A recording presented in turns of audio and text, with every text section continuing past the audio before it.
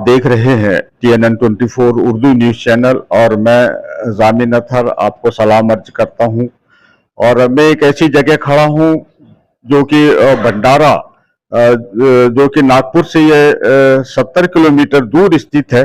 और दारुल उलूम रज़ा मुस्तफ़ा खाम तालाब भंडारा में मैं इस समय मौजूद हूं। और हमारे साथ में मौजूद है मुफ्ती महबूब रजा नूरी साहब, जो कि यहाँ मदरसा को और पूरे आवाम को यहाँ पर इस्लाह के रूप में यहाँ पर है। और आइए उनसे हम आपको बात कराने जा रहे हैं।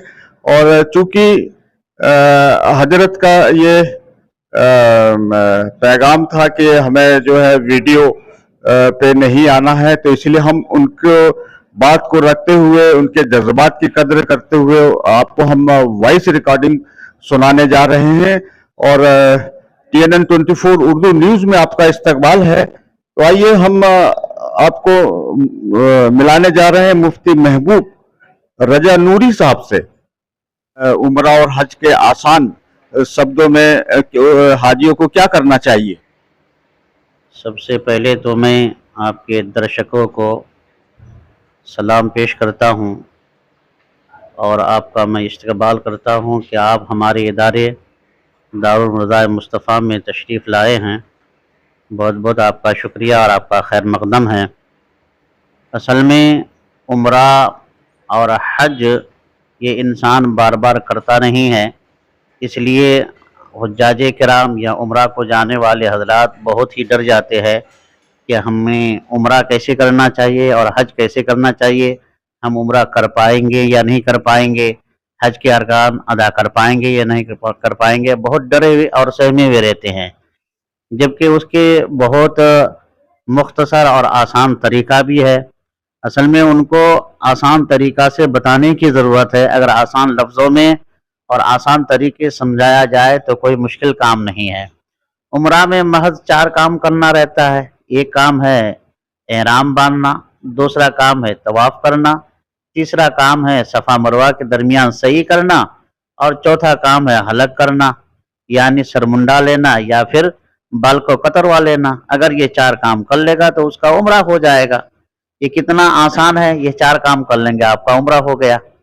और हज के लिए भी बहुत ज़्यादा परेशान होने की ज़रूरत नहीं है। हज 8वें ज़िलहिज्जा से शुरू होता है। हज के अरकान ज़िलहिज्जा के 8 तारीख से शुरू करते हैं। तो 8 तारीख ये हज का पहला दिन रहता है। 9 तारीख 9 ज़िलहिज्जा हज का दूसरा दिन रहता है। 10 तारीख हज का तीसरा दिन रहता है। 11वीं तारीख हज का चौथा दिन रहता है। 12वीं तारीख हज का ये 5वां दिन रहता है। ये 5 दिन हज के अय्याम कहलाते हैं। तो हज का जो पहला दिन है उसमें हाजी को बहुत ज़्यादा काम नहीं करना है, एक ही काम करना है। और दूसरे दिन हाजी को 2 काम करना है। तीसरे दिन हाजी को 3 काम या ज़्यादा से ज़्यादा 4 काम करना है। और चौथे दिन हाजी को एक ही काम करना है। और 5वें दिन भी हाजी को एक ही काम करना है। ये हाजी अगर यही से एक शेड्यूल बना ले कि पहले दिन हमको ये काम करना, दूसरे दिन ये काम करना, तो कोई मुश्किल नहीं है। हाजी को पहला दिन क्या काम करना है? एहराम बांधकर अपने होटल से उसको सिर्फ मिना जाना है, उसके अलावा उनके पास और कोई दूसरा काम नहीं। दूसरे दिन उनको 2 काम करना है, वकूफ़ अरफा जो हज का सबसे बड़ा रुकन है, और दूसरा वकूफ़ मुज़दलिफ़ा जो वाजिबात हज में से है। ये 2 काम करना है।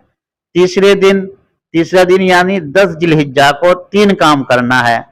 उनको 3 काम क्या करना है? बड़ा शैतान को कंकर मारना है, कुर्बानी करना है और हलक करना है या बाल को कतरवाना है।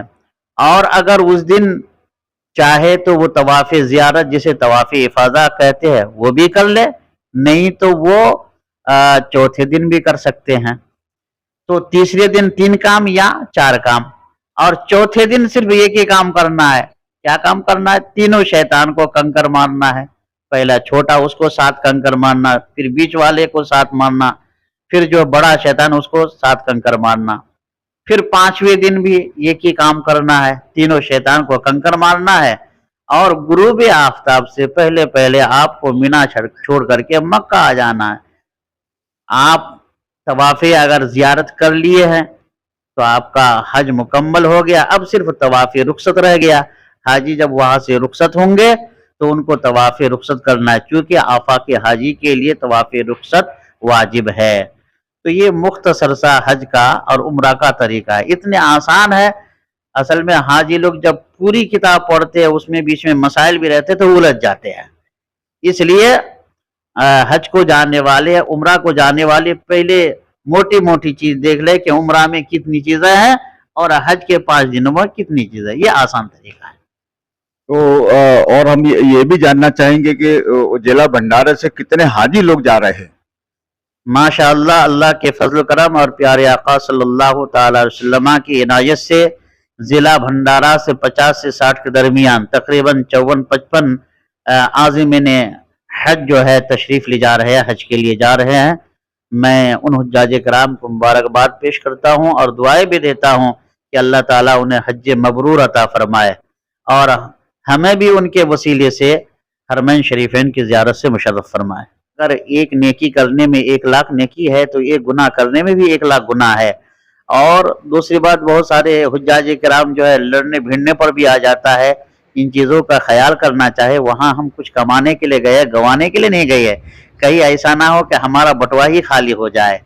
تو وہاں پر جو ہے معافی، وہاں پر درگزر، وہاں پر دوسروں کا خیال کرنا چاہیے۔ دیکھیے حجر اسود وہ پتھر ہے جو جنت سے اترا تھا، اس کو چومنے کی فضیلت یہ ہے، سرکار علیہ السلام نے فرمایا کہ حجر اسود کو جس نے چوم لیا، اللہ کے نبی ارشاد فرماتے نزل الحجر الاسود من الجنت شد و بیاضم من اللبن انما سودت خطایا من بنی آدم۔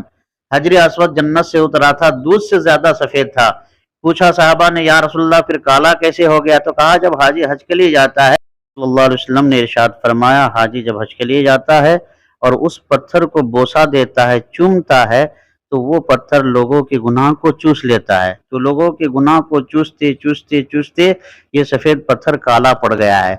یہاں سے حاجیوں کو ایک فکر لینا چاہیے، اور میں حاجیوں کے خصوصی طور پر یہ پیغام دینا چاہتا ہوں کہ یہ اتنا مقدس پتھر ہے کہ اگر آپ چومیں گے تو آپ کا گناہ چوس لے گا، لیکن فقہاء نے کتابوں میں لکھا ہے کہ اگر حجر اسود کو چومنے کے لیے دھکا مکی دینے کی ضرورت پڑے، مسلم کو تکلیف پہنچے، تو پھر آپ کے لیے چومنا درست نہیں ہے، صرف آپ اس کے جانب جو ہے اشارہ کر لو، استعلام کر لو۔ تو لہذا جو حاجی حج کے درمیان جھگڑا کرتے ہیں، بات بات پر جھگڑتے ہیں، لڑائی کرتے ہیں، یہ ہرگز ان کے لیے مناسب نہیں ہے اور